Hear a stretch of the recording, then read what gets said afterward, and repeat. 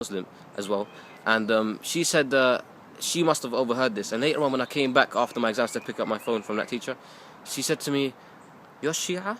And I said, "Yes." And when she looked at me, she said, "Why do you guys love Ali so much? As in, you guys are always talking about Ali, Ali, Ali, and I never hear you guys talking about anything else."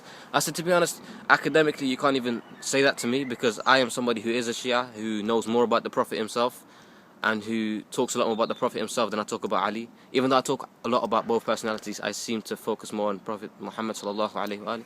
So, only from that already, I've kind of like dismissed your argument. But for the sake of answering your question, I will say to you that we have this habit of separating personalities from the ahlulbayt, making them seem as if they're not one, because the concept of tawheed extends beyond just believing that Allah is one. It's believing that the ahlulbayt ultimately are all one.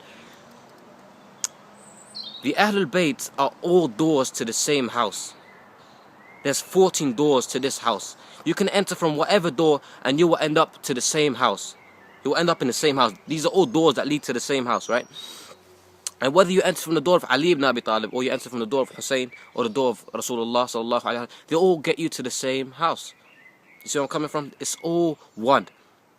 What we tend to think is that the Ahlul Bayt are all different houses with just one door. You enter Hussein's house, you enter Fatima's house, for example, you enter Prophet Muhammad's house, for example, sallallahu alaihi wasallam.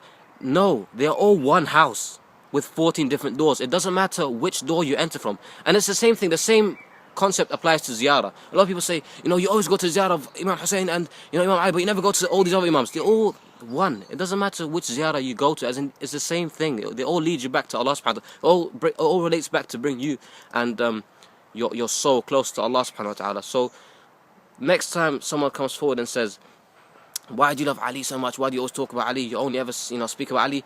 They're all doors to the same house. Let them know that first, and then build your argument from there, inshallah. I ask for your du'as. And please, if you have any questions, feel free to ask, and I'll try my best to answer them with the very limited knowledge that I have. Assalamu alaikum wa rahmatullahi wa barakatuh.